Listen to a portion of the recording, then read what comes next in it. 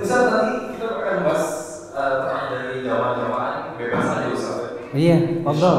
Bapak, ibu-ibu yang mau nanya, fadhol. Masalah apa aja Pak ya?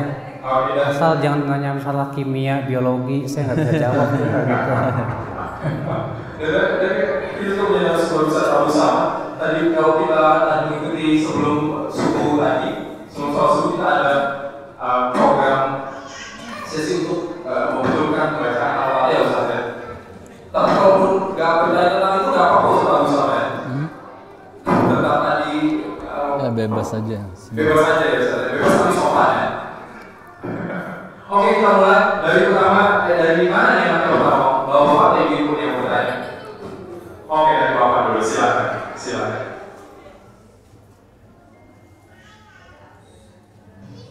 Bapak sebutkan namanya dan Bapak pilih mau tanya ke Ustaz Badru atau Ustaz Abu Sama.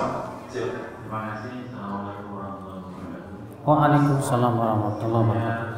Dari Jakarta 24. Terserah siapa yang jawab ya. Saya pilih ini sama tinggi. Oke. Mungkin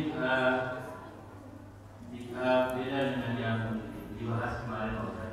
Yang saya tanya. Ini aktif nggak ini? Ini aktif nggak?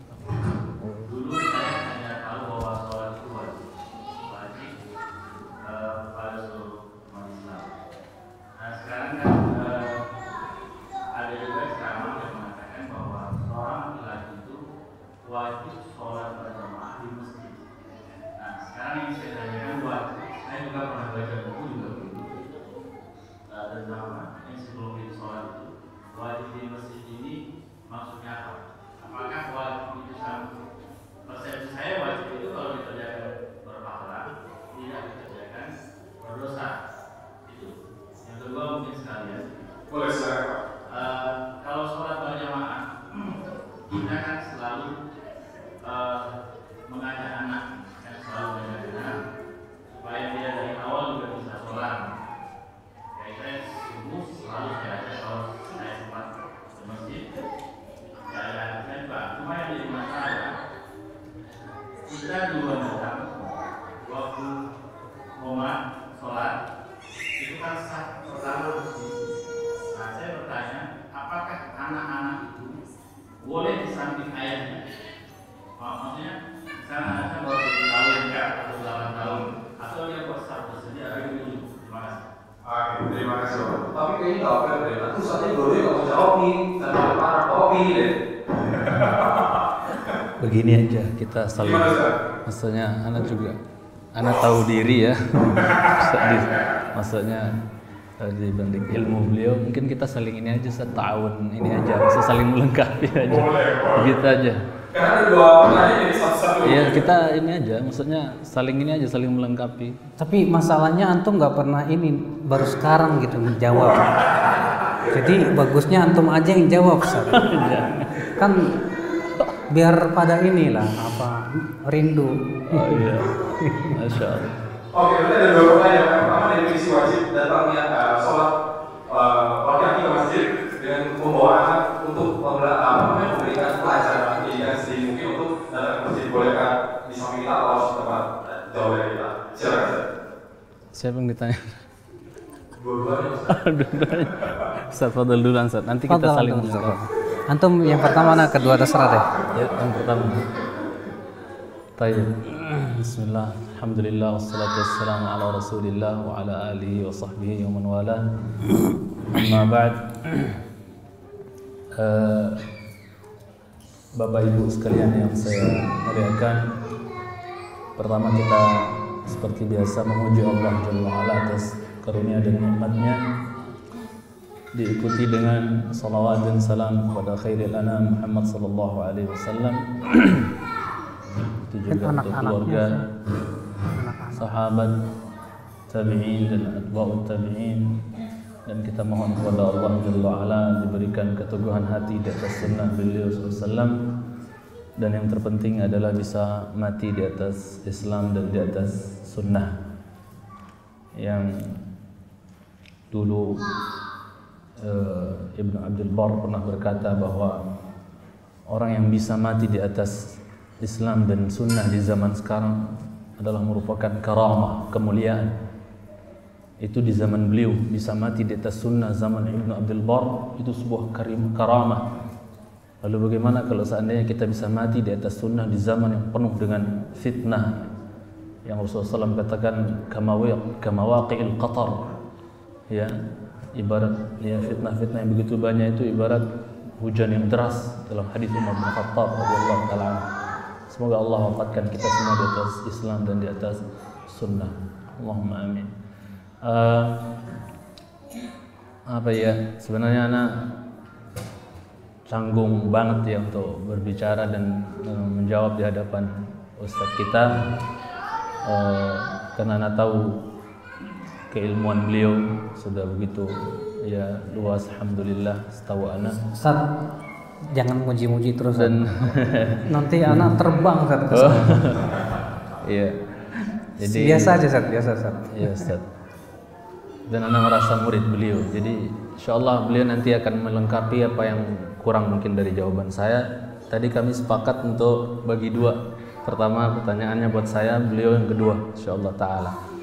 Jadi Bapak kita bertanya tadi, mohon izin Ustaz ya, sebisanya nanti tolong dilengkapkan.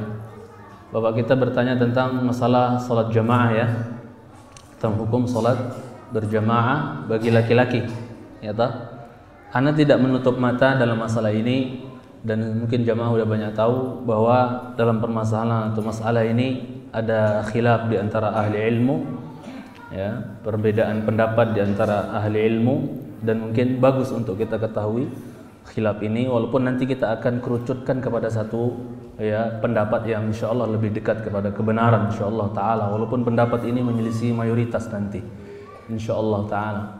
Ya, jadi ada khilaf di antara ahli ilmu memang yang kalau kita kata ada man lam ya'rifil khilaf lam yarih ya raihatul fiqh ay urfal fiqh ay kama qil. Siapa yang tidak mengetahui khilaf ulama maka dia belum mencium aroma fikih. Ya, seperti itu yang diungkapkan oleh beliau. Nah, jadi dalam masalah salat jamaah ini sendiri memang ada khilaf di antara ulama, apakah dia wajib ataukah sunnah semata atau dia sekedar fardu kifayah. Ada khilaf di antara ahli ilmu. Namun saya tidak mau berpanjang lebar, singkat saja bahwa Allah taala ala wa alam, yang lebih akrab ila shawab ya was sunnah, lebih dekat kepada kebenaran. Allah taala ala alam bahwasanya salat berjamaah bagi laki-laki itu hukumnya adalah wajib ya, harus ya, merupakan kewajiban buat laki-laki untuk ya salat di masjid. Ya, sebagaimana keumuman hadis-hadis yang datang begitu banyak tentang masalah ini. Ya, di antaranya Rasulullah sallallahu alaihi wasallam ya mengatakan bahwasanya tidak ada salat bagi orang yang tidak ada salat bagi orang yang mendengarkan azan kecuali ya di masjid, yang dia dengar di situ azan ya. Kemudian banyak lagi hadis-hadis yang menerangkan bahwasanya salat berjamaah ini sesuatu yang wajib. Di antaranya adalah ya hadis yang begitu populer di mana Rasulullah SAW pernah berkeinginan keras untuk membakar rumah orang-orang yang tidak datang mendatangi ya, salat berjamaah di waktu tersebut, yang kalau seandainya tidak ada tidak ada orang tua, kemudian anak-anak dan perempuan, bisa jadi rumah mereka sudah dibakar oleh Rasulullah SAW ya. Di waktu beliau mengatakan bahwa aku berkeinginan untuk memerintahkan seorang memimpin salat, kemudian saya pergi bersama beberapa laki-laki dengan kayu-kayu bakar, kemudian fa'uharrik alaihim buyutahum, kemudian saya bakar rumah-rumah mereka. Ini menunjukkan bahwasanya ya salat berjamaah itu adalah bagi laki-laki adalah ya sifatnya wajib.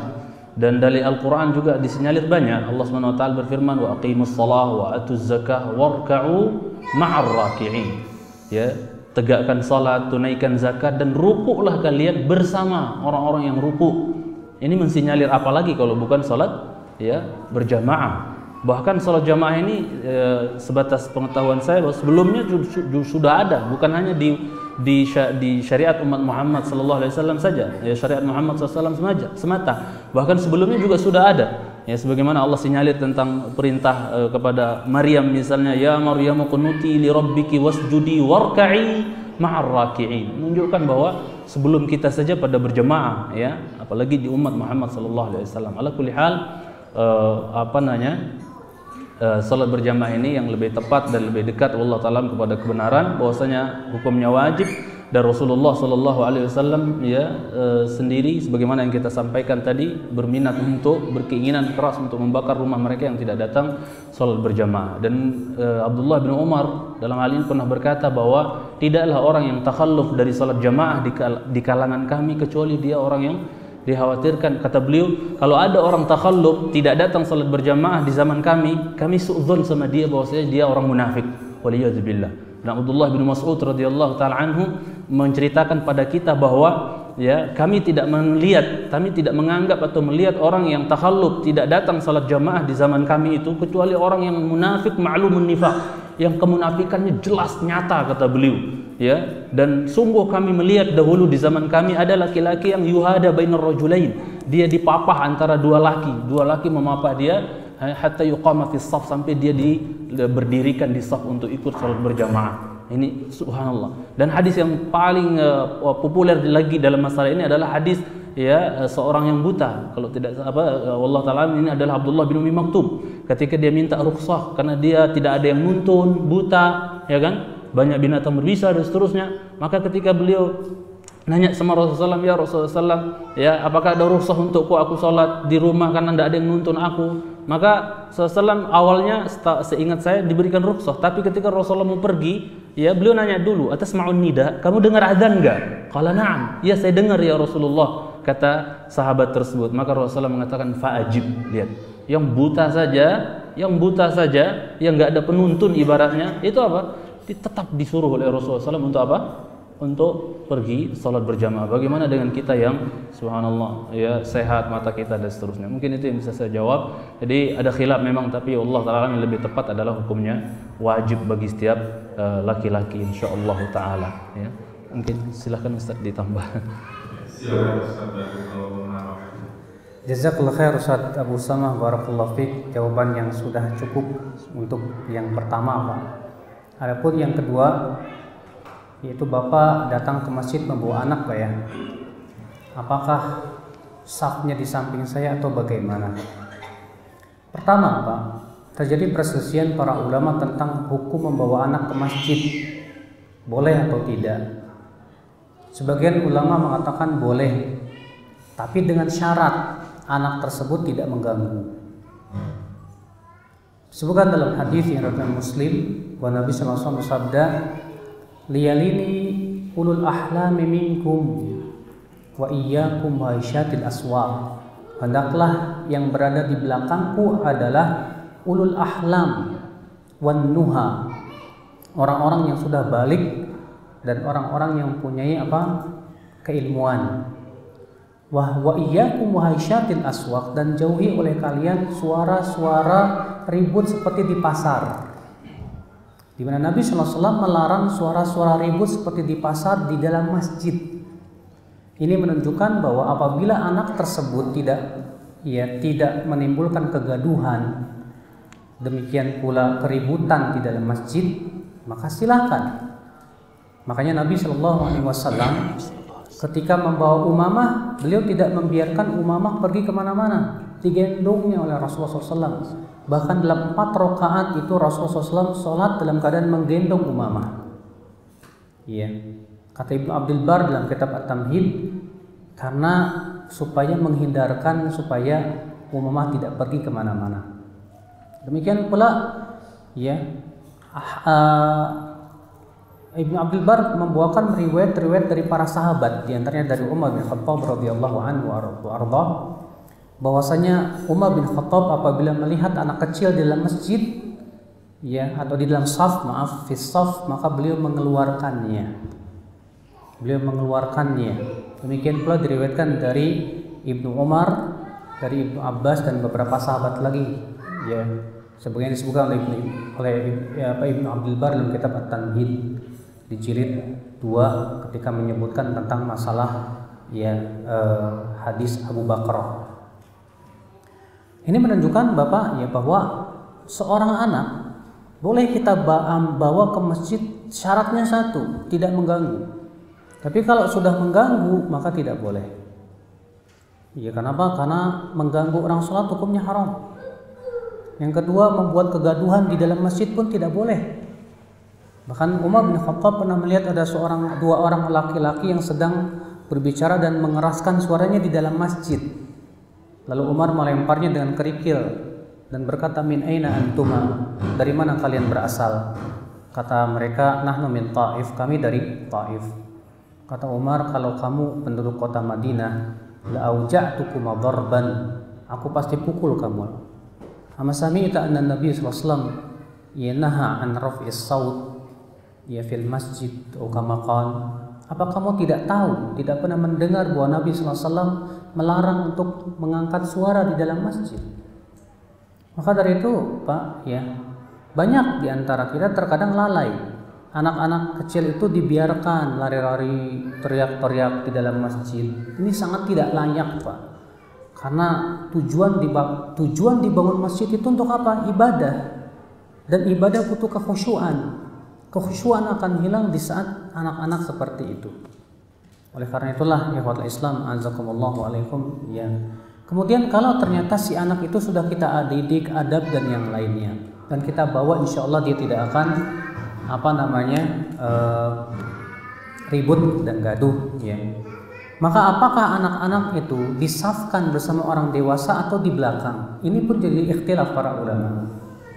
Namun yang saya temukan dari riwayat seperti Ibnu Abbas dan yang lainnya, diperbolehkan seorang anak disaf di antara orang-orang dewasa. Ya, Allahu a'lam. Mungkin saudara Usama ada tambahan. Allah. Ya, itu jawaban terima kasih Ustaz Jazakallahu khair. Ada yang mau ditanyakan mungkin yang komentar saya Bapak silakan. Yang pertama tadi Pak, masalah wajib tadi. Apakah persepsi saya itu wajib ini dikerjakan berpahala, ditinggalkan berdosa? Begitu wajib itu kan? Iya. Nah, maksudnya begini. Memang saya pernah juga baca bahwa itu katanya ada fardu Kifayah. fardu ain. Oh, fardu ain. Fardu kifayah itu ada juga, kalau nggak salah saya. Ya, perselisih. Nah, kalau misalnya seperti kita ini, saya tadi pagi-pagi juga sempat jalan bersama anak saya naik sepeda, saya ada masjid di belakang. Nah, itu berdosa nggak kita? Kita kan sholat tidak di masjid seperti ini. Jadi mau sholat di aula yang disulap untuk sholat berjamaah. Sedangkan di belakang ada masjid. Nah, saya hanya bilang begitu bahwa apakah begitu sakwatkah ayat yang mengatakan wajib itu Pak? Karena wajib ini kan ya anda sholat aja sebenarnya kan bagus. Sekarang anda sholat harus di masjid. Ayo, kita selama ini kan kita sholatnya di aula yang disulap untuk sholat berjamaah. Ini apakah bisa dia ke masjid? Karena di belakang saya tadi waktu saya naik sepeda sama anak saya ada masjid di belakang. Nah, berdosa kan kita seperti itu. Bisa dibantu silahkan. Yang saya dalam kopi saya sebagai Untuk bantu orang yang bekerja, karena juga saya dengar azan kayak yang sibuk tadi kan katanya banyak azan, apalagi sekarang pakai sound system jauh sekali tidak ada azan. Ya dulu bila aja di apa? Ini jadi berkembang terus nih, Pak. Banyak. Ini masalah aplikasi. Sehingga ada dua permasalahan ini, Pak. Permasalahan yang pertama adalah tentang apakah sholat berjamaah itu syaratnya harus di masjid atau tidak. Ini ikhtilaf para ulama. Sebentar, Pak, ya. Apakah sholat berjamaah itu syaratkan harus di masjid atau tidak? Ikhtilaf para ulama. Jumhur ulama, dan ini pendapat imam yang empat, Imam Maliki, Hanafi, Hambali, demikian pula Syafi'i, berpendapat bahwa tidak disyaratkan harus di masjid, karena yang diwajibkan hanya sholat berjamaah saja. Sementara Ibnu Hazm dan riwayat dari salah satu riwayat dari Imam Ahmad, ingat saya, bahwa disyaratkan harus di masjid. Disyaratkan harus di masjid. Pendapat yang rajih, yang kuat, wallahu a'lam, dalam masalah ini adalah yaitu bahwa tidak disyaratkan harus di masjid. Dan ini pendapat jumhur ulama. Kenapa? Karena perintah-perintah untuk sholat berjamaah kebanyakan mutlak, Pak. Tidak dikhususkan di suatu tempat tertentu, apakah di masjid atau di tempat yang lain. Yang kedua, bahwa apabila kita mendengar adzan dari suatu masjid, hadis Ibnu Maktum tadi Pak, kata Rasulullah, asami'tan nida, kamu mendengar adzan tidak? Kata Ibnu Maktum apa? Iya. Kalau kata Rasulullah, fa'ajib, kalau begitu datanglah.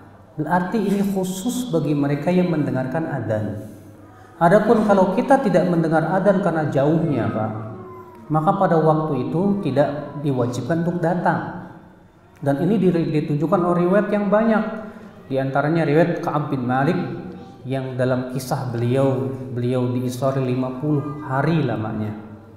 Disebutkan oleh Ka'ab di situ, di hari yang ke-50 aku salat subuh di atas atap rumahku. Beliau tidak salat berjamaah di masjid. Kenapa? Karena antara masjid dengan rumah beliau itu terdapat gunung Sila dan tidak terdengar adzan ke rumah beliau, sehingga tidak wajib beliau untuk datang. Demikian pula dua sahabatnya pun juga selama 50 hari tidak pergi ke masjid salat berjamaah. Kenapa? Karena jauhnya rumah mereka, sehingga tidak terdengar adzan. Maka yang wajib datang itu yang terdengar adzan. Jadi masalah adalah bagaimana kalau sekarang adzannya pakai speaker gitu. Kalau speaker 10 kilo pun kedengeran. Apakah yang jadi patokan adalah ketika tidak pakai speaker atau pakai speaker, Pak? Pertama, sebetulnya ya Pak, yang kalau kita perhatikan adalah bahwa para ulama memberikan batasan dalam hal ini. Yang saya ingat adalah yaitu sejauh apa? Muadzin adzan, tentu tanpa iqamah, tanpa apa speaker Pak ya. Di zaman Nabi SAW tidak ada speaker, sehingga menjadi batasan pada waktu itu. Tapi ingat Pak, apakah itu masalahnya pakai speaker atau tidak? Di zaman sekarang pun Allah memberikan transportasi yang lebih mudah Pak. Bapak coba punya mobil, punya motor, lebih mudah. Walaupun sekarang azan dengan toa dan terdengar, tapi masalahnya Allah pun berikan kepada kita apa? Kemudahan lagi. Ada mobil, ada motor, sehingga kita sebetulnya dengan motor mungkin hanya beberapa menit sampai gitu Pak. Makanya alangkah lebih baiknya kalau kita tetap pergi ke sana. Apa sulitnya? Apa ruginya? Insya Allah nggak rugi Bapak. Kalau zaman sahabat dahulu Pak, ada seorang sahabat Nabi SAW yang rumahnya paling jauh dari masjid. Itu dari ujung ya, ada sebuah namanya tempat itu di kota Madinah itu namanya Awali. Ujung Awali ke masjid itu sekitar 5 kilo Pak. Dan disebutkan dalam riwayat Al-Bazzar itu bahwa sahabat ini sekalipun tidak pernah gaib dari sholat. Lalu dikatakan kepada dia, ya, ala tashtari himaran, kenapa kamu tidak membeli keledai supaya kamu bisa mudah di waktu terik yang sangat dan di waktu malam yang kelam? Apa kata dia? Aku tidak ingin itu semua. Aku ingin setiap langkah kakiku itu dihitung oleh Allah Subhanahu wa taala, mengangkat derajat, mengampuni dosa. Kata Rasulullah, engkau akan mendapatkan semua yang engkau inginkan tersebut. Bayangkan sahabat ini 5 km setiap harinya tidak pernah ya sekalipun absen dari sholat berjamaah. Kalau beliau saja di zaman itu Masya Allah sampai ke jalan kaki, kenapa kita tidak ada semangat untuk pergi sementara Allah berikan kemudahan kepada kita Pak? Nah inilah Pak ya. Jadi setiap kita berusaha semaksimal mungkin yang pergi ke masjid, karena insya Allah Pak nggak rugi Pak ya. Setiap langkah kaki kita itu mengangkat derajat, menggugurkan dosa. Kalau rumah Bapak dari masjid misalnya 500 meter Pak, 1 meter Bapak melangkah berapa kali Pak?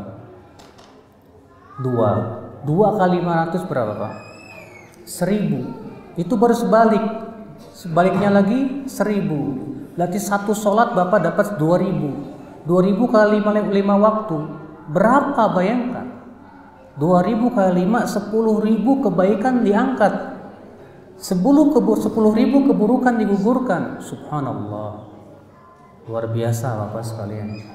Makanya orang-orang yang menginginkan pahala pasti bagi dia ini justru saya Bahkan disebutkan dalam riwayat yang disahihkan oleh Syekh Al-Albani, dan hadis itu ada dalam Sahih Muslim insyaallah seingat saya, bahwa Banu Salimah ingin pindah ke dekat masjid di zaman Rasulullah SAW.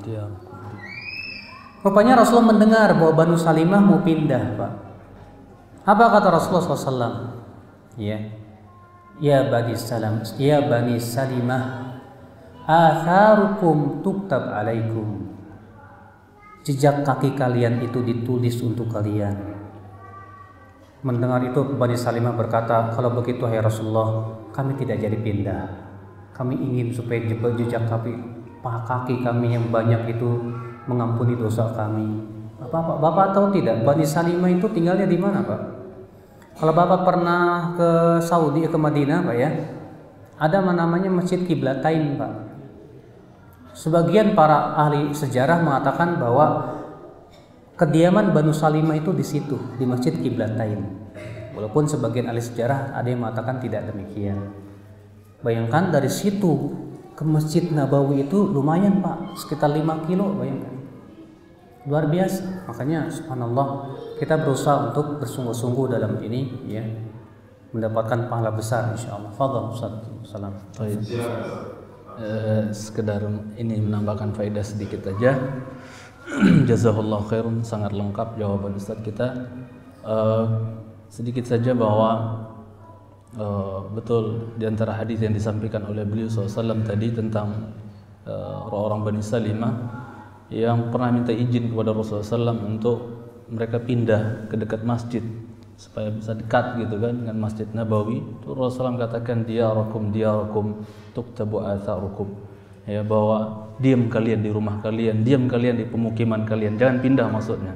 Dan sudah disampaikan tadi bahwa bekas kaki kalian itu akan dicatat oleh Allah Subhanahu wa taala. Kemudian turun sebuah ayat dalam beliau sebutkan sebuah ayat dalam ayat surah Yasin ya wa naktubu ma qaddamu wa atharuhum wa kulla syai'in ya ahsaynahu fi imamin mubin. Kemudian tentang salat berjamaah tadi sudah dijelaskan oleh Ustadz kita, tidak harus di masjid. Beliau ambil pendapat jumhur ulama, dan ini saya kuatkan dengan apa yang terjadi di antara ulama Ahlus Sunnah, terutama Imam Ahlus Sunnah wal Jamaah, yaitu Imam Ahmad bin Hanbal rahimahullahu taala, di mana beliau pernah dalam sebuah halaqah di rumah beliau bersama beberapa sahabat-sahabat beliau, teman-teman beliau, termasuk seingat saya ada Sufyan Ats-Tsauri. Maka di waktu itu terdengarlah suara azan di masjid, sedangkan mereka sedang di rumah Imam Ahmad dengan beberapa jamaah, dalam artian ada beberapa teman-teman ngumpul kayak gini lah di rumahnya Imam Ahmad. Tiba-tiba ya ngobrol diskusi terdengarlah suara azan di masjid. Maka dikatakan kepada Imam Ahmad bahwa sudah azan ya Imam, mari kita pergi berangkat kemana? Ke masjid. Untuk apa? Untuk salat berjamaah. Kita salat berjamaah ke masjid. Maka Imam Ahmad mengatakan, lah ini jamaah, kata beliau. Ini jamaah, tidak satu orang, maksudnya beberapa. Kita jamaah, ya sudah. Nusallihuna, kita salat di sini, kata beliau rahimahullah taala. Ini menunjukkan bahwa menguatkan apa yang Ustadz kita kuatkan tadi, pendapat mayoritas ulama, bahwa tidak mesti salat jamaah itu harus dilakukan di masjid. Walaupun beliau sudah jelaskan tadi yang terbaik ya, seorang muslim berusaha untuk bisa melangkahkan kakinya ke masjid ya, yang dalam hadis yang sifatnya umum Rasulullah SAW bersabda ya, apalagi di waktu-waktu gelap Rasulullah SAW bersabda, basyiril masya'ina ya fi dhulami bin nuri tam yaumil qiyamah. Berikan kabar gembira buat orang-orang yang masya, berjalan ya, berikan kabar gembira buat orang-orang yang berjalan di waktu-waktu gelap terutama ya.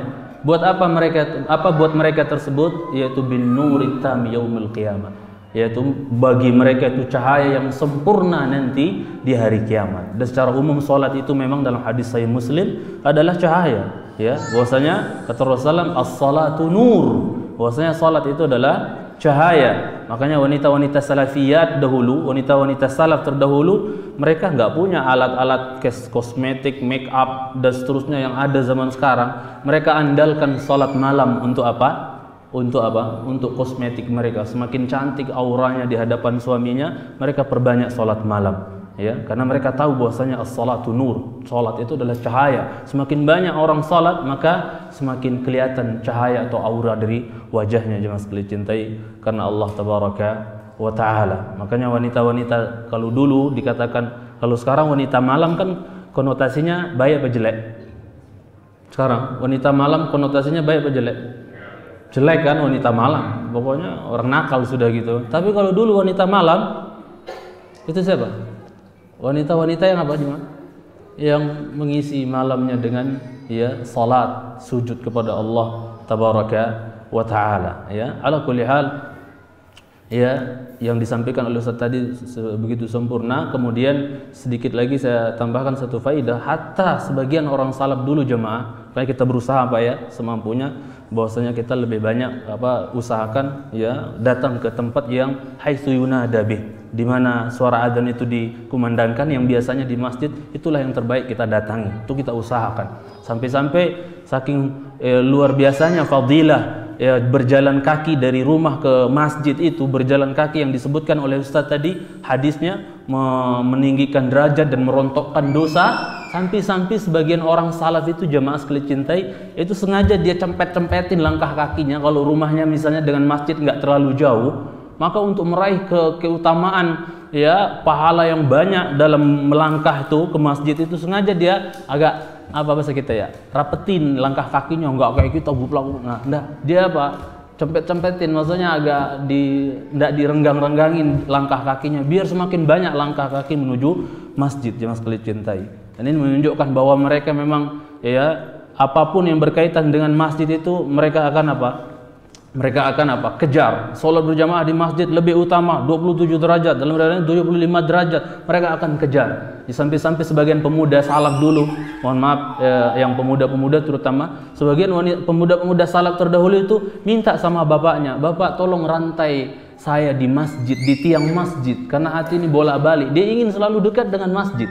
Subhanallah, untuk bisa terus selalu apa? Mulazamah dengan masjid, dekat dengan rumah Allah, potongan bumi Allah yang paling baik yaitu masjid, sedangkan sejelek-jeleknya adalah pasar. Sampai diminta ikat sama bapaknya di masjid biar hatinya enggak biar enggak keluar bolak-balik, karena hati ini bolak-balik kata dia. Subhanallah, yang sekalian cintai. Bahkan terakhir saya sampaikan sebagai faedah saja, mudah-mudahan ini semakin menggugah kita untuk semakin rajin dan semakin semangat untuk mendatangi rumah-rumah Allah Jalla wa Ala, bahwa sebagian salaf terdahulu kalau ditanya ya, kalau ditanya mana yang lebih dia sukai, sampai seorang di antara mereka mengatakan, "Inni la anas ya bi sauti usfuril masjid akthar min ya unsi bi sauti zaujati." Ai kama qila, bahwa aku itu lebih enjoy, lebih menikmati suara merdunya burung di masjid. Di masjid itu biasanya ada burung-burung yang tinggal ya, ada burung gereja kayak apa, burung apa, ada bisanya gitu kan. Orang saking sudah kecantolnya hatinya sama masjid karena ingin selalu ke masjid, sampai dia katakan bahwa aku tuh lebih enjoy mendengar suara ya kicauan burung masjid. Lihat, apapun yang berkaitan dengan masjid mereka lebih suka. Aku itu lebih senang, lebih enjoy, lebih menikmati suara indahnya suara burung di masjid dibandingkan ya merdunya atau indahnya suara rayuan istri saya di rumah, kata dia. Maksudnya suara burung di masjid itu lebih dia pilih dibandingkan nakalnya rayuan istrinya di rumah. Subhanallah, sampai sebegitunya orang-orang salaf yang sekali cintai. Mudah-mudahan ini bisa motivasi untuk kita untuk semakin memperbanyak langkah ke masjid, insyaallah taala. Itu saja yang saya sampaikan. Ya, syukur saja jazakallahu. Mungkin sudah jelas Bapak ya Pak, insyaallah semoga kita termasuk orang yang hati terpaut dalam masjid insyaallah taala. Kita gali ke pertanyaan dari ibu-ibu dulu ya. Ada pertanyaan menarik berkaitan dengan sholat juga. Ibu saya pernah sholat Ustaz, tapi sebulan sebelum mendapatkan penyakit tumor, ibu saya melaksanakan sholat. Yang menjadi pertanyaan saya adalah, apakah sholat yang dilakukan ibu saya tadi adalah kasih sayang Allah, atau boleh dibilang itu kesempatan yang Allah berikan? Dan tidak lama setelah itu ibu saya meninggal. Jadi ibunya tidak pernah sholat Ustaz, lalu mendapatkan penyakit, lalu di akhir-akhirnya melakukan sekali sholat setelah itu meninggal. Itu termasuk keistimewaan yang Allah berikan bagi si ibu. Silakan. Silakan. Fadhal. Anda yang pilih ya. Pertama, bahwa seseorang diberikan kekuatan untuk menaati Allah itu menunjukkan akan kasih sayang Allah yang Allah berikan kepada hamba tersebut. Karena bukankah di antara doa Nabi SAW, Allahumma a'inni ala dzikrika wa syukrika wa husni ibadatika, ya Allah bantu aku untuk mengingatmu, mensyukuri nikmatmu dan memperbaiki ibadahku kepadamu. Maka orang yang diberikan oleh Allah kekuatan untuk menaati Allah, itu tanda Allah memberikan kasih sayang kepada dia.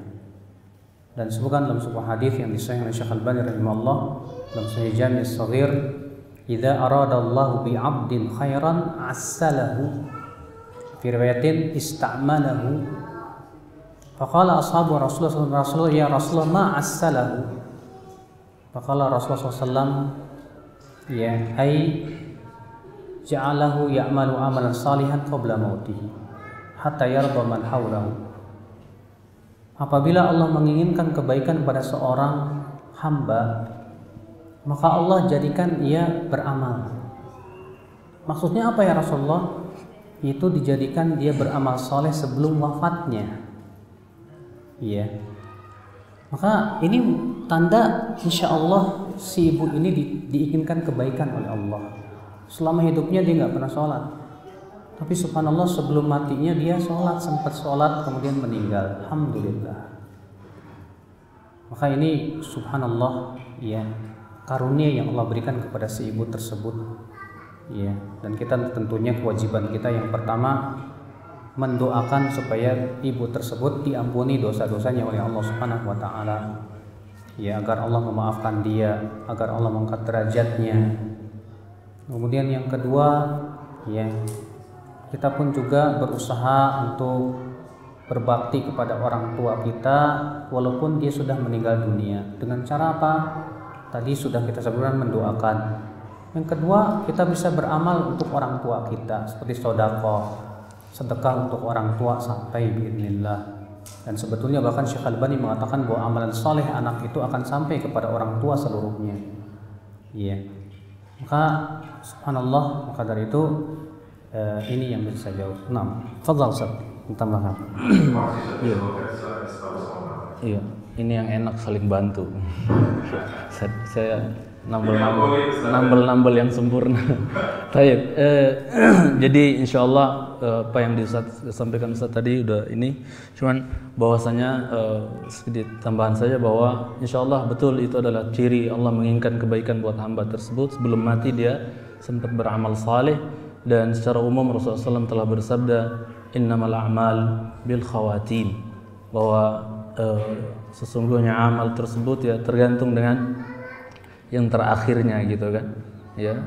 Maka insyaallah kita husnudzan, berbaik sangka bahwasanya dengan diwafatkannya ibu ini yang tadinya sama sekali nggak kenal sholat, namun di akhir hayat ya Allah Subhanahu wa taala inginkan bagi dia kebaikan dengan dia, masya Allah ya, sadar, bertaubat kembali kepada Allah dengan dia melaksanakan salat. Dan insya Allah itu termasuk tanda kebaikan buat dia. Dan betapa banyak sebagaimana disinyalir dalam sabda Nabi SAW, ada orang yang mungkin seumur hidupnya ya perbuatan dia dosa dan dosa terus ya, terus melakukan perbuatan dosa. Namun subhanallah ya, sampai kata Rasulullah SAW, hatta ma yakunu bainahu wa bainaha illa dhira', ya, jarak antara dia dengan neraka itu cuma berapa hasta ibaratnya jemaah sekalian cintai. Udah mau nyemplung ke neraka ya, tapi apa? Ya, fayasbiqu alaihi alkitab, dia didahului oleh takdir Allah, fayamalu bi'amali ahli jannah fayadkhulaha. Kemudian dia beramal dengan amalan penghuni surga, ternyata dia masuk ke dalam surga. Padahal tadi umurnya apa? Dia sebelum dia berakhir hayatnya dengan kebaikan tersebut penuh di atas perbuatan maksiat. Namun sebaliknya juga ada orang yang melakukan amal ahli jannah, ya, melakukan perbuatan ahli surga, tapi apa? Ya, jemaah sekalian cintai SWT, hatta ma yakunu bainahu wa bainaha illa dhira'. Tidak ada jarak antara dia dengan surga itu kecuali berapa hasta. Sudah mau masuk surga, udah tinggal masuk surga ibaratnya. fayasbiqu alaihi alkitab, namun dia didahului oleh takdir Allah Jalla wa ala, fayamalu bi'amali ahli nar, ternyata di akhir hayat dia melakukan apa? Perbuatan penghuni neraka, ya, fayadkhulaha, ternyata dia masuk ke dalam neraka. Dari hadis ini kalau kita mau bahasakan, mending dari jadi mantan ustadz, ya, atau mending jadi mantan preman, kira-kira gimana dari hadis ini, Bang? Mending jadi mantan ustadz atau mantan preman, mending mana kira-kira berdasarkan hadis ini? Jawab. Hah? Mending jadi mantan ustadz atau mantan preman yang lebih baik? Hah? Iya, subhanallah. Jadi jangan sekali cintai sunnah. Bukan berarti kita mendukung lo jadi preman dulu nanti baru tobat, enggak. Jangan sekali cintai, ya. Itu insya Allah itu menandakan sang ibu ini diinginkan kebaikan buat dia. Bahkan jangan, kalau kita lihat perjalanan sebagian umat sebelumnya, ada yang dia belum pernah melakukan khairan qat, dalam artian lam ya'mal khairan qat. Ada yang belum pernah melakukan kebaikan apapun sama sekali. Seperti cerita penyihir-penyihirnya siapa? Fir'aun yang masuk dalam Islam, gitu kan? Itu belum sempat sholat, belum sempat apa dan seterusnya, cuman mempersaksikan bahwasanya mereka, ya, mengakui la ilaha illallah, kemudian dibakar oleh siapa? Ya, oleh Fir'aun, ya, di waktu tersebut itu diampuni oleh Allah Subhanahu wa taala. Bagaimana dengan yang sempat sholat, sempat ibadah sebelum dia diambil nyawanya? Terakhir, sebagai pelengkap saja, ana ingat sebuah doa dari Abu Bakar radhiyallahu taala anhu, dan ini untuk kita semua. Mudah-mudahan kita selalu bisa ucapkan dan basahi lisan kita dengan doa Abu Bakar ini, di mana beliau pernah berdoa kaitannya dengan mudah-mudahan Allah akhiri hidup kita ini dengan yang terbaik. Beliau berdoa, Allahumma ja'al khaira umri akhirahu, ya, wa khaira, ya, amali khawatimahu, wa khaira ayyami yawma alqaka fih.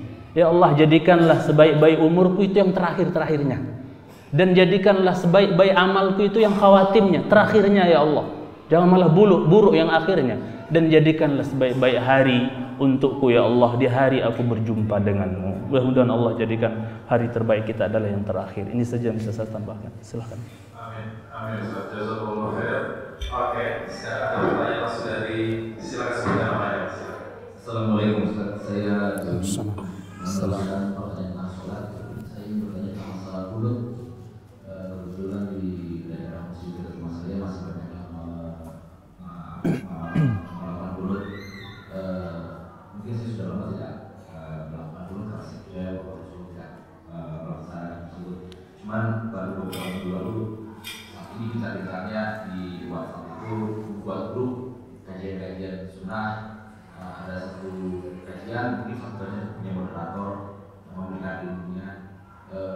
Kalau kita mengikuti Imam Ahmad, gitu. Jika kita jadi imam, kalau kita bisa tidak bulut, ya sudah dilakukan. Tapi kita sebagai makmum, untuk menghindari fitnah, lebih baik diikuti.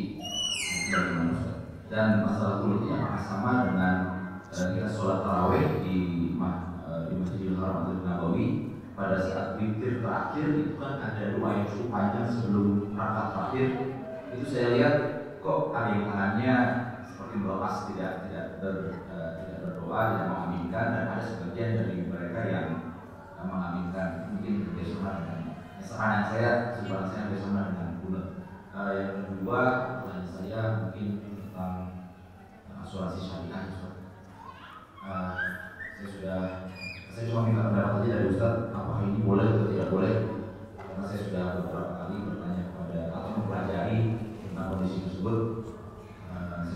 Saya sudah bertanya terhadap 3 Ustaz. Apakah boleh disebut namanya Ustaz? Jangan. Ustaz. Itu satu bilang tidak, hukum mati tidak, gitu ya, sudah tidak ada sama sekali. Yang kedua, tergantung kamu ambil pertandingannya enggak. Kalau kamu ambil bisa tidak usah dimanfaatkan untuk diri sendiri, tapi tidak disebutkan untuk masuk pembangunan jalan, jembatan dan sebagainya. Terus kalau manfaat kesehatan dan sebagainya boleh. Dan beberapa perusahaan juga masih menyarankan sepertinya agak boleh, karena dilihat dana kelolaan perusahaan tersebut apakah dimanfaatkan sendiri atau diberikan kembali kepada para pemberi premi. Nah ini mungkin saya minta pendapat dari Ustaz tentang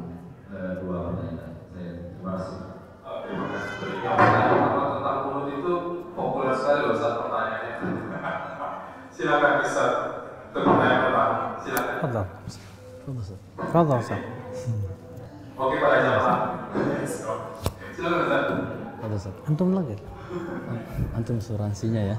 Antum asuransinya. Oh, enggak antum. Anak grogi dari tadi sama ustadznya, pengen pipis rasanya. Ya. Jadi pertanyaan pertama kita nanti insya Allah Ustadz kita tambahkan, atau bahkan mungkin ada dalam ini masalah fikih ya. Jadi masalah furu', masalah cabang nggak akan pernah lepas dari perselisihan. Bahkan masalah fikih ini antara ustadz kita saja banyak sekali terjadi perselisihan ya dalam masalah-masalah fikih, dan itu perselisihan yang sehat. Jangan kita berantem gara-gara khilaf yang sifatnya ijtihadiyah. Apalagi kalau ada yang berantem gara-gara perselisihan masalah kumis, ya kan lucu kalau kita pecah gara-gara kumis. Ada yang boleh cukur semua kayak Ibnu Umar sampai putih kelihatannya, ada yang cuman nifisin gitu kan, dan seterusnya. Ada yang mengatakan al-amru fi wasi', maksudnya perkaranya luas, mau cukur habis silahkan, mau nifisin silahkan. Jadi masalah-masalah khilaf jangan sampai kita jadikan kita pecah gitu kan. Dalam masalah kunut, insya Allah Ustadz kita nanti minta tolong untuk ditambahkan untuk beliau bahwa anak pribadi ya, mohon maaf ya, sebatas secetek ilmu yang saya miliki, anak pribadi, anak berinci antara jadi imam dengan jadi makmum. Dan ini kalau jamaah ada yang nggak setuju sama saya, itu biasa aja, namanya juga perkara fikih khilaf gitu kan. Jadi seperti itu. Jadi diperinci kalau kondisinya jadi imam, maka setelah sebatas yang saya pelajari ya dan kekurangan ilmu saya, bahwasanya anak pribadi termasuk yang meyakini bahwasanya kunut subuh terus menerus itu adalah perkara yang tidak disunnahkan, tidak ada sunnahnya. Berdasarkan hadis Abu Malik Al-Ashja'i, bapak dari seorang sahabat yang masih muda, Abu Malik Al-Ashja'i, dia bertanya kepada bapaknya, dia mengatakan, "Ya Rasulullah, ya abati, wahai bapakku, kunta tusalli khalfa Rasulullah sallallahu alaihi wasallam, Abu Bakar, Umar, Utsman dan seterusnya. Engkau itu adalah orang yang dulu salat di belakang Rasulullah, Abu Bakar, Umar dan seterusnya. Ya, afakanu yaqnutuna fil fajri? Apakah mereka tuh terus-menerus kunut di subuh hari? Apakah engkau lihat? Ini bukti dari yang langsung live nonton, ngelihat jadi makmum di belakang Rasul, ya kan? Maka ini sangat kuat sekali hadis ini, jemaah sekalian cintai sunnatul, bahwa engkau selalu sholat di belakang Rasulullah, Abu Bakar, Umar dan seterusnya, Utsman. Apakah mereka pernah sholat, maksudnya kunut subuh terus-menerus di subuh hari, wahai bapakku? Maka tegas sekali jawaban sang bapak dengan mengatakan, ibunayya muhdats. Wahai anakku, ini adalah perkara yang baru diada-adakan, kunut subuh terus-menerus. Berbeda halnya dengan kunut nazilah, bisa dilakukan setiap waktu sholat gitu kan, waktu sholat ya, setiap waktu sholat bisa dilakukan. Rasulullah pernah kunut nazilah itu 1 bulan full, itu setiap waktu, subuhnya juga gitu kan, ya setiap waktu. Namun bunyi lafal kunutnya saya dapatkan keterangan dari Syekh Ali hafizahullah taala, Ali Hasan Al-Halabi, lafal kunut nazilah itu ya langsung doa, langsung isi doa yang diinginkan. Mungkin laknat buat mereka musuh-musuh Allah yang menindas kaum muslimin, kemudian kita mohonkan pertolongan buat saudara-saudara kita, langsung. Tidak ada diawali dengan Allah mahdina fiman hadait wa afina fiman afait. Itu lafal kunut untuk salat untuk kunut witir yang dia akan ajarkan Rasulullah SAW untuk cucunya gitu kan. Kemudian jemaah sekalian cintaikan Allah Subhanahu wa taala. Jadi Rasulullah SAW pernah kunut subuh, zuhur, asar, maghrib, isya itu ketika kunut nazilah. Adapun salat subuh terus menerus beliau kunut, maka tidak ada riwayat yang menunjukkan seperti itu. Bahkan dengan riwayat yang agak sadis ya, dikatakan ibunayya bid'ah. Wahai anakku, ini adalah perkara yang bid'ah gitu kan, terus menerus kalau kunut subuh tersebut. Maka adapun hadis yang mengatakan, yang dijadikan oleh Imam Syafi'i sebagai dalil akan sunnahnya, karena Imam Syafi'i mensunnahkan kunut subuh. Bahkan Syafi'iyah itu kalau lupa kunut subuh dia harus sujud sahwi dalam mazhab Syafi'i gitu, ya kan? Ya. Jadi jemaah sekalian cintai sunnah taala, dan antara dalil Imam Syafi'i itu adalah karena Rasulullah SAW yaqnut fil fajri hatta faraqa dunya. Ada Rasulullah SAW terus menerus kunut subuh di salat kunut di salat subuh sampai beliau meninggalkan dunia, kata dalam hadis itu. Tapi Allah Ta'ala, walaupun hadis ini setahu saya disahihkan atau disahihkan oleh Imam Nawawi, Tapi Allah Ta'ala alam, yang lebih saya ambil bahwa hadis ini adalah dhaif, lemah jemaah sekalian cintai, tidak bisa dijadikan hujjah. Dan Imam Syafi'i telah mengajarkan kita sebuah manhaj, metode ya dalam menghadapi hal-hal seperti ini. Beliau pernah berkata, idza sahal hadits fa huwa madhhabi. Apabila hadis itu sahih, sebenarnya itu mazhab saya. Berarti bukan mazhab Imam Syafi'i, sebenarnya hadis lemah. Namun yang namanya para ulama kan ketika ya ditanya tentang sebuah permasalahan, mereka harus berfatwa di negerinya tersebut ya. Sedangkan kadang-kadang tidak semua hadis nyampe kepada mereka. Jadi ulama yang 4 ini ibaratnya selalu melengkapi jemaah sekalian cinta, enggak semua numpuk hadis di Imam Syafi'i misalnya dan seterusnya. Jadi terjadi perselisihan dalam masalah ini. Ala kulli hal, ana pribadi dalam masalah ngimamin misalnya kondisinya jadi imam, maka saya tidak kunut karena saya meyakini bahwasanya kunut subuh terus-menerus tidak ada sunnahnya. Adapun kondisinya apabila minta ijazah sedikit lagi untuk adapun kondisinya ketika apa? Jadi makmum. Ini kan Masya Allah ya. Jadi tidak lepas juga dari apa perselisihan ahli ilmu, terutama ulama-ulama kontemporer ya, tentang bagaimana kalau seandainya apa ya, kita jadi makmum ya. Bahkan telah ada komentar dari ulama-ulama sebelumnya, ada Syekhul Islam Taimiyah, ada Imam Ahmad juga, bahwa mereka berpendapat bahwa kalau kita posisinya di makmum,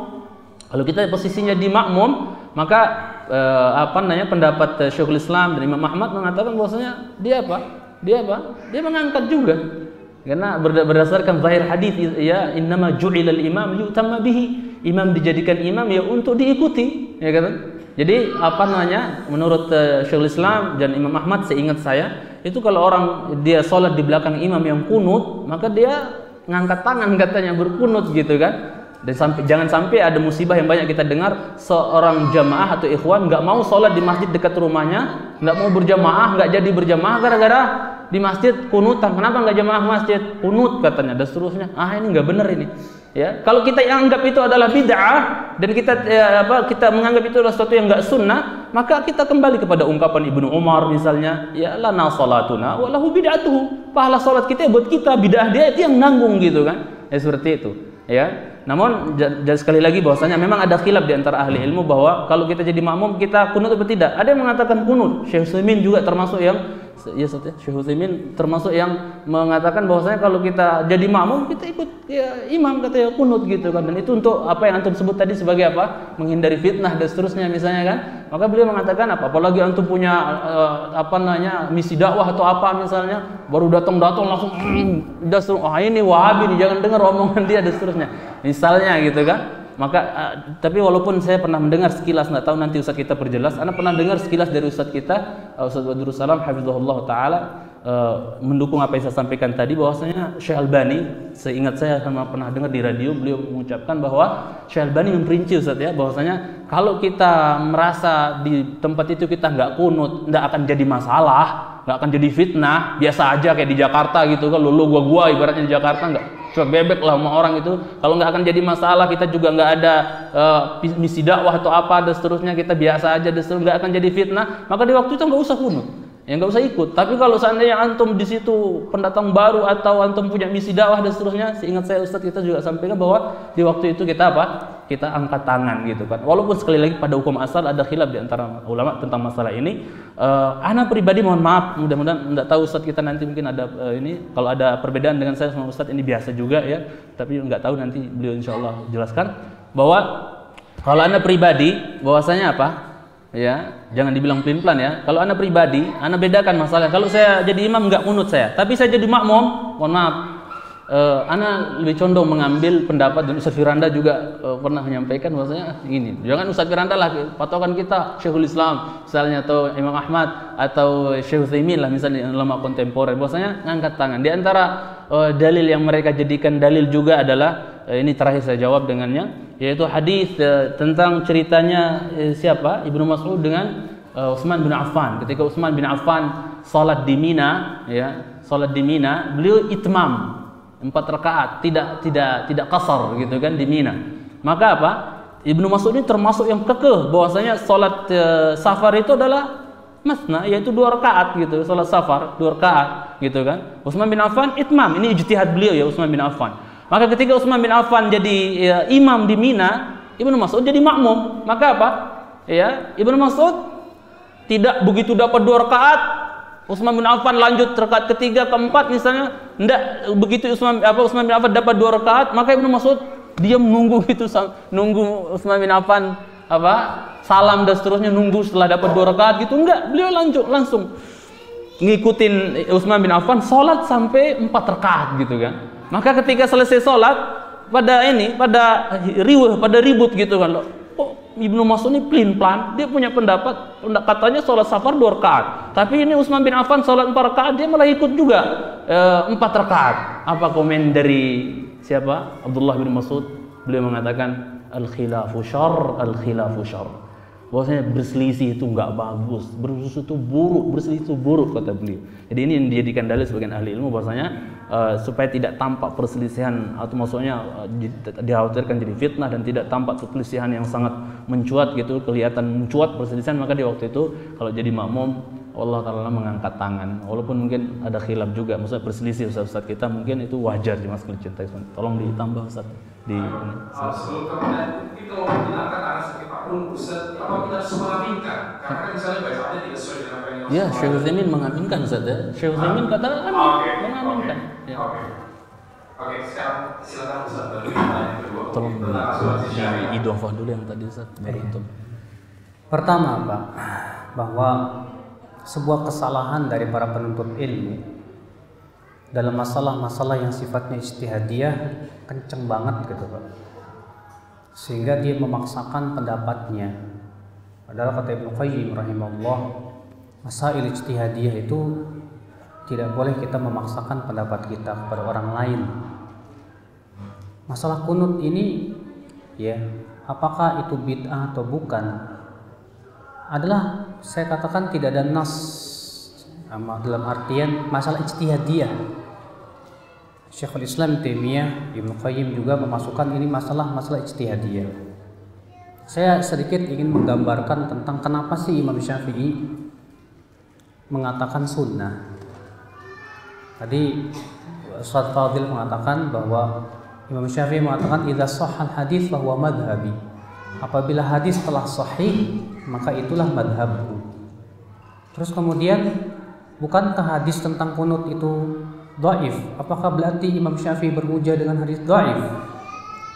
Jawabnya begini, Pak. Hadis ini, yaitu lam yazal Rasulullah SAW yaqnutu fi salatil fajr hatta faraqad dunya. Rasulullah SAW senantiasa kunut fajar sampai meninggal dunia.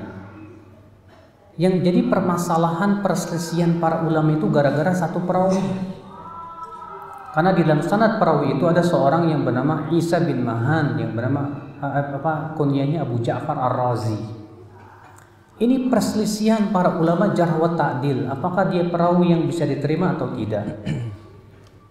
Ada yang menthiqahkannya, menganggapnya thiqah, seperti Yahya bin Ma'in, seperti Ali bin Madini, gurunya Imam Bukhari pun menganggapnya thiqah. Termasuk Imam Syafi'i pun menganggapnya thiqah. Sehingga tidak bisa kita katakan bahwa Imam Syafi'i dalam hal ini berdalil dengan hadis yang dhaif menurut Imam Syafi'i. Ya. Sebab Imam Syafi'i menganggap ini hadis sahih. Karena apa? Beliau menganggap Abu Ja'far Ar-Razi ini thiqah. Sehingga beliau berhujjah dengannya.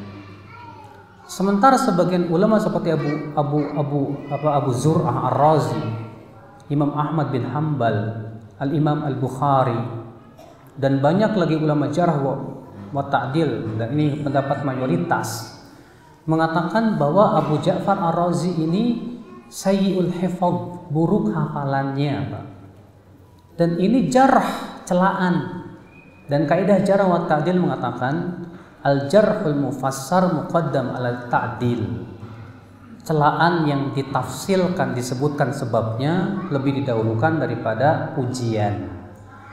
Yahya bin Ma'in memuji, Ali bin Madini memuji, tapi Imam Ahmad mendhaifkan, Abu Zur'ah mendhaifkan, Imam Bukhari mendhaifkan dan menyebutkan sebabnya. Apa itu? Yaitu dia buruk hafalannya. Oleh karena itulah Al-Hafidh Ibnu Hajar ketika menyebutkan tentang Abu Ja'far Ar-Razi apa? Sadukun sayyi'ul hifadz. Saduk tapi buruk hafalannya. Dan seperti ini statusnya dhaif tapi ringan, Pak. Dan ini dhaif yang paling ringan. Iya. Kemudian Bapak sekalian, sehingga ketika kita melihat perselisihan inilah Pak yang merupakan sebab utama kenapa Imam Syafi'i berpendapat disunahkan kunut terus menerus. Sedangkan menghukumi perawi itu kan ijtihadiyah. Ijtihadiyah tidak Pak? Ijtihadiyah tidak ada nasnya dari Al-Quran dan hadis bahwa si fulan ini thiqah kan nggak ada kan Pak? Ya, menghukumi bagi masing-masing para ulama menghukumi dengan yang sampai kepadanya tentang apa? Keadaan si perawi tersebut. Paham tidak Pak? Paham insyaallah? Iya. Sehingga inilah sebab utama terjadi perselisihan. Sehingga terjadilah perselisihan para ulama tentang hukum kunut subuh ini. Iya. Imam Syafi'i mengatakan sunnah. Jumhur mengatakan tidak sunnah, tidak disyariatkan. Yang mengatakan tidak disyariatkan berbeda pendapat lagi. Apakah itu sampai kepada bid'ah atau tidak? Abu Hanifah mengatakan bid'ah berdasarkan hadis Abu Malik yang dibawakan oleh Ustaz Abu Sama tadi. Ya, di mana ia berkata ai bunayya muhdats, dalam satu riwayat bid'ah. Sementara ya kata Imam Ibnu Qayyim dalam kitab Zadul Ma'ad, fa amma ya ahlul hadis, ya adapun ahli hadis berpendapat bahwa itu tidak disyariatkan tapi tidak sampai kepada bid'ah. Ini ikhtilaf para ulama. Nah, adapun tentang masalah apakah kita ikut kunut di belakang imam, maka yang beliau sebutkan itu sudah sangat mencukupi sekali ya. Jadi yang lebih bagus, yang lebih utama adalah kita tetap ikut saja. Dan ini pendapat ulama besar di zaman ini semuanya. Baik Syekh bin Baz, Syekh Utsaimin, ya, demikian pula bahkan saya mendengar Syekh Ali Hasan mengatakan, hatta Syekh Albani mengatakan tetap kunut di belakang imam. Syekh Fauzan ditanya juga sama jawabannya begitu. Dan ini juga sebelumnya Syekhul Islam Taimiyah rahimahullah, Ibnu Qayyim rahimahullah, sebelumnya Imam Ahmad bin Hanbal. Bahkan saya belum menemukan ya satupun ulama yang berpendapat mengatakan tidak boleh mengangkat tangan. Saya belum mendapatkannya. Ya, dari para ulama muktabar yang besar. Memang di Indonesia ini jadi permasalahan, Pak. Ya, banyak para thalabatul ilm itu ya terlalu saklek dalam memahami suatu permasalahan. Pokoknya nggak boleh. Bid'ah, akhirnya pelakunya dicap bid'ah juga gitu Pak. Padahal harus dibedakan antara masalah bid'ah yang diperselisihkan dengan bid'ah yang muttafaq alaih. Sepakat semua ulama itu bahwa perkara yang sifatnya bid'ah. Ya. Dibedakan antara yang sifatnya ijtihadiyah dengan ada yang sifatnya nas, yang sharih, jelas, tegas. Sehingga pada waktu itu kita bisa menimbang. Kita jangan sampai menjadi penuntut ilmu ini, jangan menjadi sebab munculnya fitnah dalam dakwah ya, akibat daripada saklek dalam masalah-masalah yang sebetulnya kita tidak boleh saklek dalam masalah seperti itu ya. Allahu a'lam. Terima kasih Ustaz. Tentang pertanyaan kedua Ustaz, Anak belum ngerti sih pertanyaan kedua apa sih ya Pak? tentang asuransi syariah. Asuransi syariah. Fadhal Ustaz.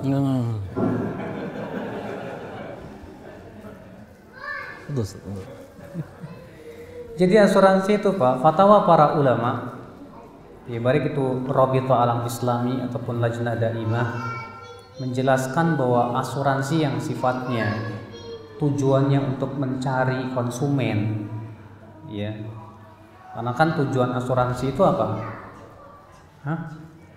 Member kan? Dan dia bertingkat. Itu goror, mengandung sifatnya goror. Sehingga yang saya tahu dari fatwa para ulama bahwa hal seperti ini diharamkan. Ya. Maka dari itu asuransi yang sifatnya syariah ini, kata-kata syariah ini terkadang Pak, maaf aja Pak ya, saya kurang percaya di Indonesia ini Pak. Karena banyak orang yang selalu diberikan embel-embel syariah, tapi dalam tata caranya ampun dah. Saya berikan contoh, Banyak di Indonesia bank syariah. Tapi lihat, ya, ketika mereka diajak untuk masalah yang sifatnya seperti misalnya bekerja sama dalam bisnis, mau nggak tanpa bayar, tanpa ada denda? Jarang di antara mereka yang mau, Pak. Mereka maunya ada denda. Hatta itu bank syariah namanya juga bank syariah. Iya. Jadi syariahnya syariah doang, Pak. Tuh Akhdoan bekas BRI. Iya. Akhdoan tuh mana Akhdoan? Nggak kelihatan. Juga ada ikhwan di sini bekas bank juga. Insya Allah yang bekas bank lebih paham tentang masalah ini. Iya. Sampai Akhdoan sendiri bilang ke saya, apaan Ustaz, bank syariah itu lebih daripada bank konvensional, kata beliau. Lebih paham. Ustaz Erwandi insya Allah lebih paham tentang masalah ini, Pak. Jadi asuransi syariah ini harus dijelaskan kayak gimana caranya. Kalau ternyata asuransi syariah nggak jauh-jauh beda dengan konvensional, buat apa disebutkan padanya apa? Syariah. Makanya saya sendiri ya pertama memberikan fatwa para ulama secara umum dulu bahwa asuransi yang sifatnya seperti itu tidak boleh haram karena mengandung gharar. Adapun yang sifatnya tadi ditanyakan asuransi syariah tadi, ya tentu kita juga harus pengen tahu dulu caranya gimana gitu kan. Karena untuk lebih menjawab spesifik asuransi yang antum tanyakan tadi kan harus betul-betul kita tahu dulu caranya bagaimana. Ya sebagaimana dalam kaidah usul fikih ya Ustaz ya, al-hukmu 'ala syai' far'un an tasawwuri. Untuk menghukumi sesuatu itu harus betul-betul jelas dulu gambarannya gitu loh, Pak. Ya, kita nggak bisa menghukumi asuransi yang syariah yang antum tanyakan kepada kita kalau antum tidak menjelaskan tentang sistemnya bagaimana. Cuma saya hanya bisa memberikan gambaran secara umum, fatwa para ulama secara umum bahwa asuransi yang sifatnya seperti itu adalah mengandung gharar. Wallahu a'lam. Fadhal Ustaz. Cukup Ustaz, sudah sempurna. Sudah pas. Sudah cukup. Sudah cukup. Mas dari bagaimana dengan penjelasan Masya Allah. Terima kasih Ustaz. Jazakallahu khair. Kita balik ke pertanyaan dari yang ditulis ini. Pertanyaan sama seperti itu sering ditanyakan dan menimbulkan polemik. Pertanyaannya mungkin untuk kedua Ustaz bernarasumber kita. Ustaz, apakah berpoligami membutuhkan izin restu dari istri?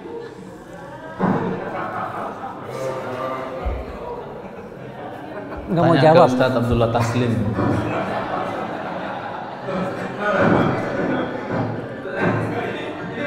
Kita bukan pelaku soalnya. Masih jawab ya, jawab. Karena kita harus tahu ya. Saya ulang pertanyaannya, Ustaz, apakah berpoligami membutuhkan izin atau restu dari istri? Lalu batasan manakah sampai kita dapat dibilang bagi suami berlaku adil jika melakukan poligami? Silakan Ustaz. Ustaz. Ini masalah yang sebetulnya ikhtilafnya berat nggak Ustaz? Bukan ikhtilaf, Pak. Ya. Masalahnya saya bukan praktisinya gitu loh. Nanti kalau saya jawab, kok Ustadz nggak mengamalkan apa yang antum ucapkan? Apa nggak masuk dalam ayat tuh? Saya belum mengetahui adanya dalil atau fatwa ulama yang mengatakan bahwa kalau mau nikah lagi harus izin istri, Pak. Bahkan yang saya tahu dari fatwa para ulama, ya, bahwa seorang suami boleh menikah lagi tanpa seizin istrinya. Kenapa? Karena Allah sudah menghalalkan untuk para suami menikah lagi 2, 3, atau 4. Tapi Allah mengatakan fa in khiftum alla ta'dilu fawahidah. Jika kalian takut tidak bisa adil, maka cukup satu saja. Nah ini terkadang, maaf saja ya, banyak di antara ikhwah itu ketika hendak menikah lagi itu hanya sebatas mikir apa? Saya ingin mengamalkan sunnah Rasul tanpa melihat kemampuan diri sendiri, ya, tanpa melihat kemampuan diri sendiri, apakah dia bisa adil atau tidak. Adil yang dimaksud dalam ayat tersebut, Pak, bukan dalam masalah cinta. Tapi dalam masalah pembagian malam dan pemberian nafkah, itu yang dimaksud dengan adil dalam ayat tersebut.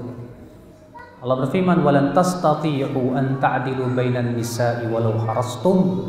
Kalian tidak akan mampu untuk bersikap adil terhadap istri-istri kalian walaupun kalian bersungguh-sungguh.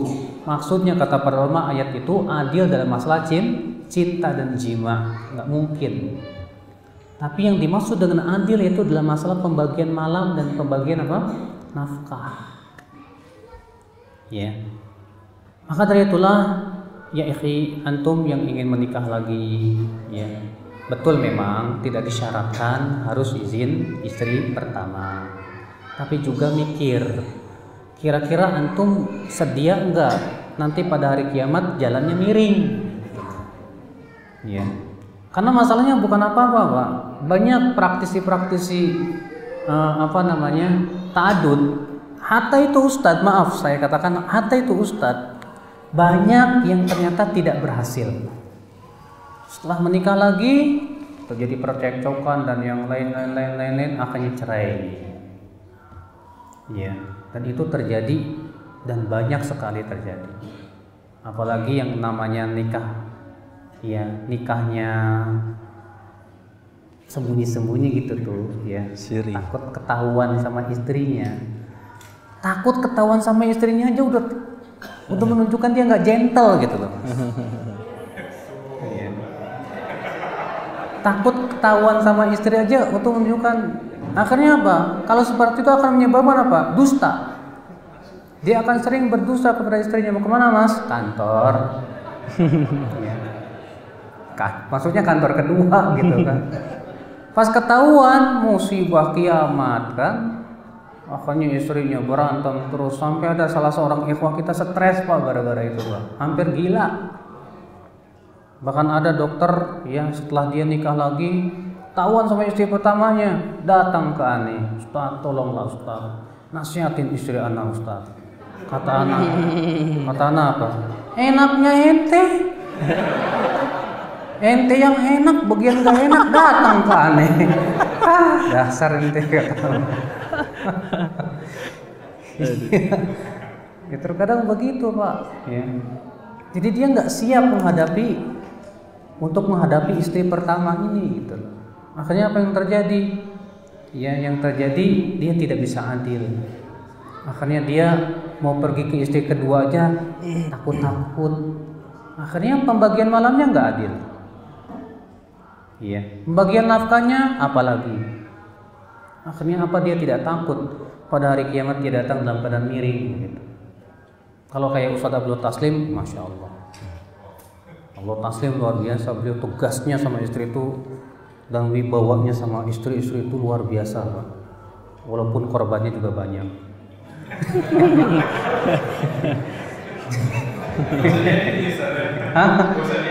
Nggak usah diedit, maaf. Enggak, itu diedit ya, dihapus saja ya. Maaf. Iya. Maksudnya Ustaz Abdul Taslim itu tegas gitu.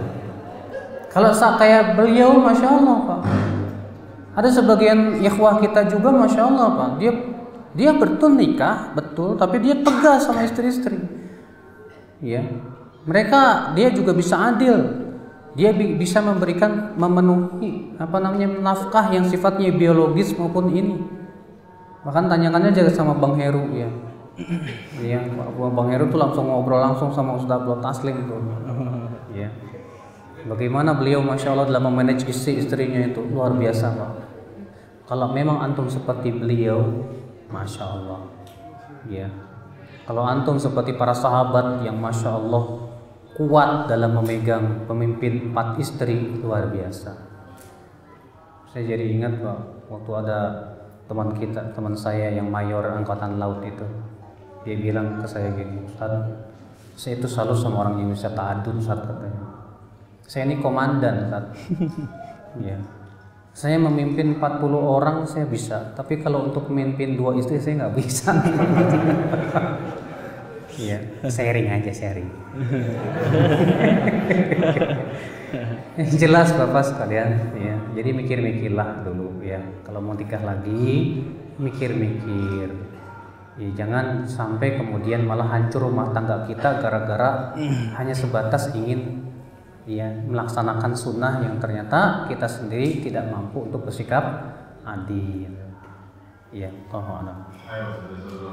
Allah Ustaz. Ada istri saya nggak di belakang? Iya, Masya Allah. Ana nyambahkan saja beberapa poin ya dalam masalah ini. Satu hal pertama yang perlu saya tekankan kepada jamaah, bahwa masalah hukum ini, emang kalau ngomong masalah ini berjam-jam juga ini ya, nikmat kuat gitu kan, ngomong masalah seperti ini. Bahkan ada sebagian ikhwah pindah dari satu majelis ke majelis yang lain, judulnya ta'adud mulu. Ya, apalagi di grup-grup ya itu Masya Allah rame. Padahal omdo, ngomong doang gitu kan. Jadi yang paling banyak kuar-kuar biasanya paling pengecut biasanya. Ya kan? Yang diam-diam malah menghanyutkan. Ya. Pertama yang perlu saya tekankan di sini, yang menurunkan syariat tentang ta'addud ini adalah siapa? Allah Rabbul Izzati wal Jalal. Simple saja bahwa yang saya mau tekankan di sini, seorang istri boleh siap apa enggak siap untuk diri di ta'addud. Boleh, enggak masalah. Piring melayang kayak apa itu terserah ente. Karena mungkin gejolak hati dan seterusnya, enggak terima dan seterusnya, terserah.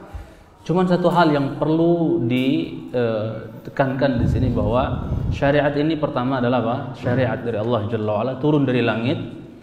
Jangan sampai karena ketidaksiapan kita ya seorang istri untuk dipoligami menjadikan dia apa? Menyeret dia untuk membenci terhadap syariat tersebut. Paham maksud saya ya? Jangan sampai ketidaksiapan seorang ummahat untuk dipoligami menyeret dia menjadi benci terhadap syariat tersebut. Allah sendiri yang turunkan syariatnya, ya.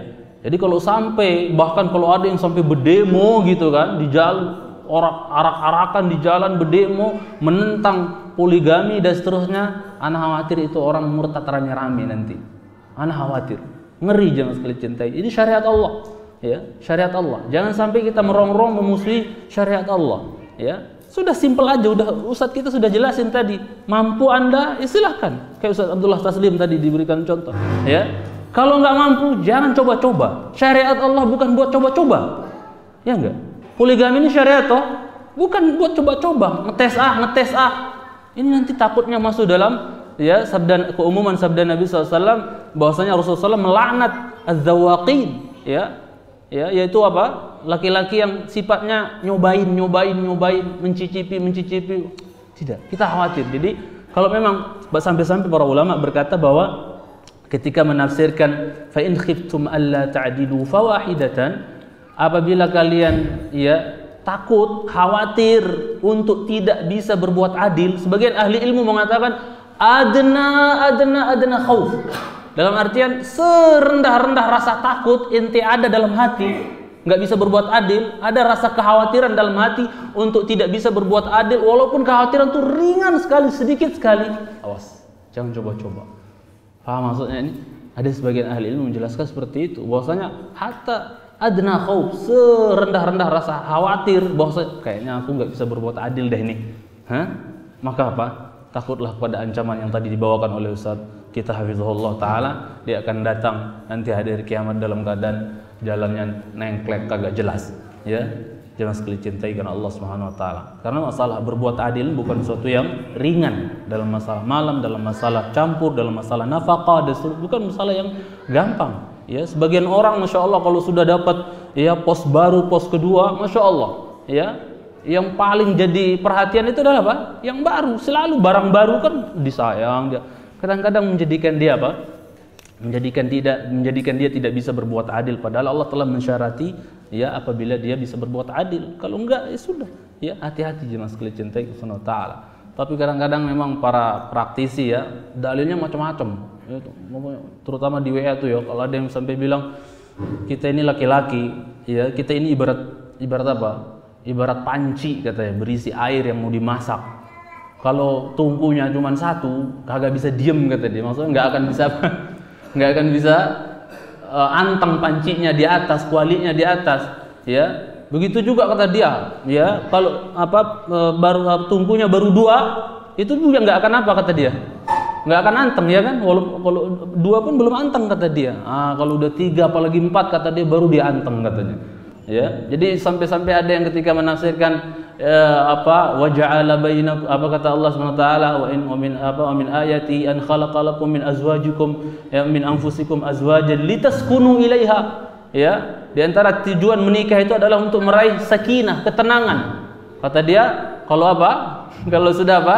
Kalau misalnya baru 1 katanya belum tenang-tenang banget, biar tenang lagi katanya, tambah lagi katanya biar semakin sakinah katanya, dan seterusnya. Itu dalil-dalilnya para praktisi ya. Jadi ala kulli hal saya mau tegaskan di sini bahwa jangan sampai kita karena tidak suka, karena tidak mau, tidak siap untuk dipoligami, akhirnya menjadikan kita benci terhadap syariatnya Allah Tabaraka wa Ta'ala. Itu sih yang perlu saya camkan, karena ini masalah yang nggak main-main Mas Kli cintai SWT. Itu saja saya tambahkan. Allah.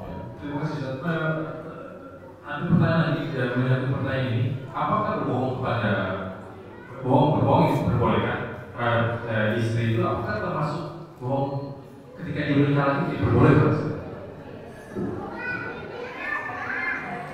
Bohong yang diperbolehkan itu kata para ulama yaitu al-kadhib alladhi yuhabbib az-zawjah, dusta yang menjadikan saling tambah cinta gitu.